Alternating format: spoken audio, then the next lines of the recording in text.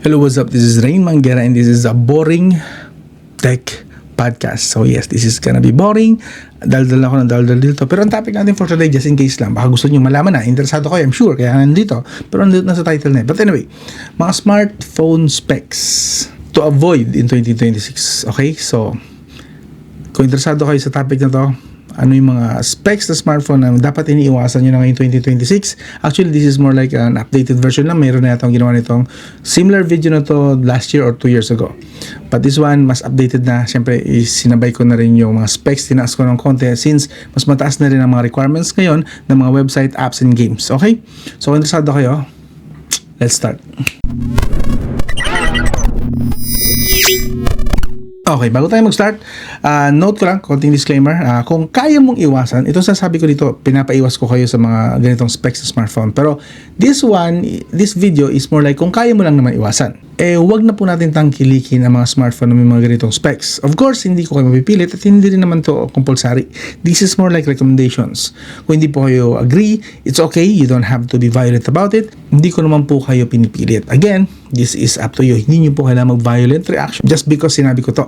Okay? Ang point ko kasi, kung hindi natin tatangkilikin itong mga chipset na to, hindi na binibili ng mga tao, may realize na mga brand na yan na, okay, hindi na pala to click. Lipat na tayo, mas bigyan na natin sila ng mas mataas na chipset. Why not? Diba? Ganoon naman talaga sa business, ganoon naman talaga sa economy. Hanggat may tumatangkilik, mananatili ang product na yan. Pero kung wala na, at hindi na natin sinusuportahan yung ganong chipset sa smartphone na nire-release nila, dahil nga yun ang chipset, ayoko niyan, yun ang chipset, marirealize nila yan, and sa susunod na mga models na budget smartphones nila, at least, di ba, mas mataas na makukuha natin chipset. That's wishful thinking, I know, but still, it's a possibility and it's not too far-fetched. Again, if kaya lang naman iwasan. If yun lang naman talaga ang kaya ng budget mo, well, at least itong video na to, sinasabi ko sa'yo, gawin mo realistic yung expectation mo. Okay, sinasabi ko na sa'yo, ito yung dapat iwasan, binili mo pa rin kasi ito lang kaya ng budget mo. So now, at least now, aware ka na dapat iset mo na maayos yung expectations mo sa nabili mong smartphone. Ito ang specs. Ito sinasabi ko na dapat iwasan mo na, or at least kino-consider mo, okay? Now, lastly, while this phone can still run less demanding apps, yes, kaya pa rin naman itong mag-run ng mga light apps, mga casual apps like social media lang, Facebook, Messenger. Yun nga lang, hindi na sila ganun ka-reliable kasi in case na gamit mo to tapos nandun ka sa araw na yon na kailangan mong gumamit ng multiple apps, mararamdaman mo to yung hindi na siya sumasabay, ang bagal ng loading, o kaya gumamit ka lang saglit ng ibang apps, pagbalik mo nag-reload na siya, nag-refresh na kasi hindi niya na kaya, yung mga ganong sistema. So that is why they still can run apps, it's just that hindi na reliable when it comes to kailangan ng multitasking, so on and so forth. Okay, but again, they still can run apps and light games. Okay, now una sa listahan, the 4GB RAM. Okay, 4GB, 3GB, 2GB, and even meron pa bang 1GB RAM. But if ever, please iwasan nyo na. Ang minimum na ngayon is 8GB RAM. Okay? Ngayon, kung meron pa kayong nabibili na 6GB RAM, okay, decent, maybe. But again, I'd say pinaka-minimum na talaga ngayon, 2026 is 8GB RAM. Okay? Pero kapag bumaba pa kayo ng 4GB, that's just nasa nasa max na kayo na kailangan ng system ngayon, lalo na sa Android 14 pataas, 14, 15, 16, the 4GB RAM, ang liit lang natitira na free RAM. Kasi ginagamit na halos ng lahat ng system, ng mga system services, and then yung mga running apps na iniwan nyo pa sa background, sobrang nabibitin na po yan. So that is why kapag nag-open kayo ng apps, and then lumipat kayo saglit sa isang apps, maybe nag-check lang kayo ng Messenger or other apps na guro sa Microsoft Word, nag-check kayo ng document saglit, pagbalik nyo, nag-reload na, wala na yung binabasa nyo, pinapanood nyo, or kung naglalaro kayo, nilalaro nyo, magre-reload na lahat yun. Kasi nga, bitin na. 4GB RAM, the RAM itself, just in case sa mga hindi nakakaintindi, ang RAM po kasi is, yan po ang nag-handle mostly ng multitasking. So that is why kapag mas mabigat na apps, like Google Chrome, napakatakaw sa RAM. Google Chrome, mabibigat sa RAM, yung games, even actually Facebook, since may mga meta services na gumagana pa sa background within the Facebook, kakain po yan ng malaking RAM. So the more na ang dami mo nang in-install sa smartphone mo, not to mention yung system, gumagamit din po ng RAM, kahit hindi nyo po gamit na nakaganito, naka-off lang ang screen, okay? Pag naka-off ang screen yan, hindi porket naka-off ang screen yan, hindi na gumagana ang RAM yan. Pinapagana pa rin yan ng Android sa background. That is why may dumarating na notification, may call, may text. Kasi po, gumagana pa rin po yan at kumukonsumo pa rin ng RAM, ng battery, ng processing power. Hindi porket naka-off yan, hindi gamit na gamit ang RAM. No, gamit na gamit pa rin po. So that is why the 4GB RAM bitin na po iyan. Okay? Malinaw? So as much as possible, kung makakahanap kayo ng 8GB RAM, marami na pong 8GB RAM na below 10,000 pesos. So why not choose those? And actually may mga second hand ka na rin na mabibili na dati 15,000 last year, ngayon bibili mo na lang below 10,000 pesos. So mid-range phone, nasa 8GB RAM malamang yun, and even better na chipset. Why not? So again, kung kaya nyo lang namang iwasan nyo po yan. But if not, it's okay. You don't have to be violent or magpaka-toxic dito sa comment section. Yun lang yung sinasabi ko na minimum na recommendations. Okay? Hanggat maaari, 8GB RAM na yung RAM na smartphone na nabili mo. Okay? Next, ang walang kamatayang MediaTek Helio G99. Okay? Whether it's Helio G100 or Helio G200, it's still the G99. May nadagdag na konting features sa G100 na useless naman kasi wala namang kasi sa G100 ang nadagdag lang is support for 200 megapixel camera, which wala namang Helio G99 or Helio G100 na merong 100 megapixel or 200 megapixel na camera. So useless yung ano na yun, yung update na yun ng Helio G100 na yun. So it's still Helio G99. Now the Helio G200 is a different story. Sa Helio G200, hindi po overclock yung chipset, yung CPU, pero overclock ng 1 GHz yet. 1 MHz, I mean. 1 MHz lang. Or 2. That's 2. Around that. 1 to 2 MHz. Basta slight lang. Slightly overclock na GPU sa graphics. So, yung totoong slightly upgrade talaga ng G99 is the G200. It's not the G100. So, if ever man, still, G100, G99 or G200 man yan, hanggat maaari hanggat maaari lang. I'm not saying na gawin mo talaga, pinupwersa kita, no. Hanggat maaari, iwasan mo ang chipset na yan. Pero still, since ang dami kasing nabili pa rin ng Helio G99, Helio G100, Helio G200, and napipilitan pa rin naman kayong mga smartphone reviewers na i-review yung mga yan. Kasi of course, kailangan nyo pa rin malaman kung okay ba yung ganito ganyan. Well, as much as I know na highly optimized ang Helio G99, Helio G100, and Helio G200, kung wala na kasi tumatagkilig dyan at wala na nang bumibili, at siguro kung wala na rin nag-hype ng mga tech YouTubers, I'm sure bibitawan na rin yan ng mga smartphone brand. Akyat na siguro sila sa kahit paano sa MediaTek, ha? Akyat na siguro sila kahit paano sa 7100 pataas. 'Di ba? 7100, MediaTek 7100 is decent. At least mas mataas ng 200 MHz na clock speed ang CPU nun, and 1 GHz na yata ang GPU nun. So better talaga ang MediaTek Dimensity 7100. 5G pa. While the G99, G100 and G200 4G pa rin. 4G. So yun. Okay? And of course, hindi lang MediaTek ang problem natin dyan. Isama na natin ang Unisoc T600 series. Yes, napaka mabenta pa rin ng mga smartphone ngayon hindi ngayon, nung 2025 ang T600, T610, T612, T609, ano pa ba. And ang dami, nakikita ko ang dami nagtatanggol sa chipset na yon. And then 2 to 3 months after, mababasa mo, same people sa group na yon, nagre-reklamo, hindi bumagsak daw internet na, hindi sila makakonect, naghahang na yung, what do you call this? Yung game nila, so on and so forth, hindi daw na makasabay sa, lalo na sa internet speed, kasi nga 4G lang kaya nun ibigay. And ang baba pa ng speed na binibigay actually ng mga Helio T600 series na yan. So, I'm telling you, hanggat maaari, kung hindi nyo natatangkilikin yung mga yan, Unisoc T600 series na yan, I'm sure hindi na rin yung tatangkilikin ng mga brands.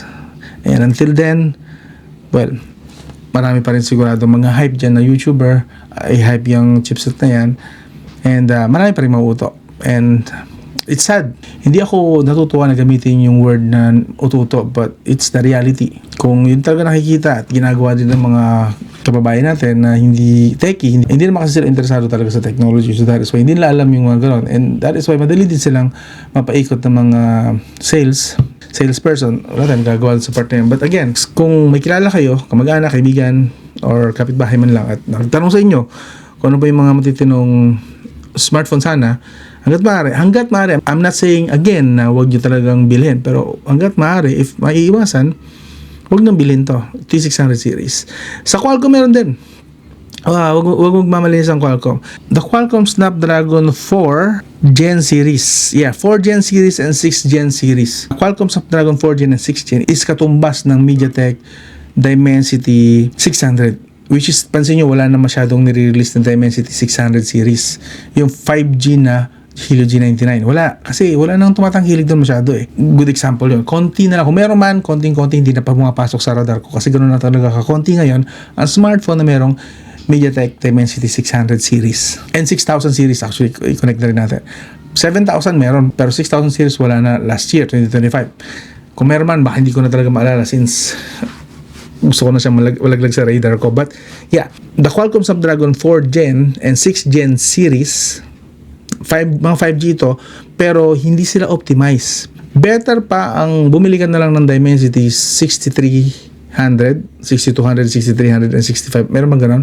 Basta yung nasa 600 series, mas better pa yun, mas properly optimized. Kaysa sa Qualcomm Snapdragon 4 Gen and 6 Gen. Hindi sila optimized. Meron lang silang 5G, that's it. And I heard na merong brand, was it Oppo or Huawei, na itong 4 Gen and 6 Gen na to, ang pricing pa nila is nasa 30 to 40,000 pesos. Which is mind-blowing. Wow!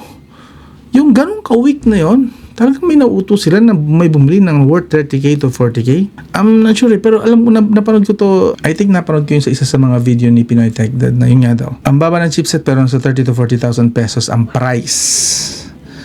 Grabing kakupalan yun na, sorry for word, pero yeah, that's real talk.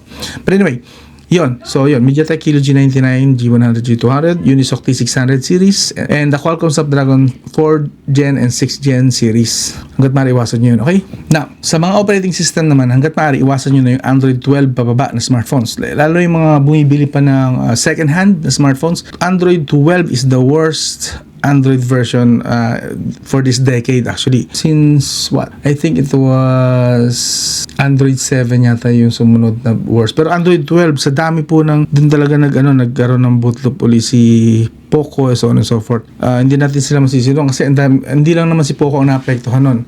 Marami mga nasiraan din talaga ng smartphone nun. Android 12. So that is why kasumpa-sumpa yung Android 12 na yun. So kung bibili kayo ng smartphone, especially second hand, huwag Android 12. I would rather recommend Android 11 but not 12. Pero siyempre, hanggat maaari, huwag na yung mga ganong kababa or ganong kaluluma na smartphones. Hanggat maaari, akit kayo ng Android 13, even better 14. Mag-start kayo sa Android 14. Android 14 talaga nag-start ang pagiging okay na ulit at properly optimized na ng mga Android versions. Android 14, 15, and then 16. Now 16 okay siya. Mas mas stable. Iba na yung stability ng 15 and 16 eh.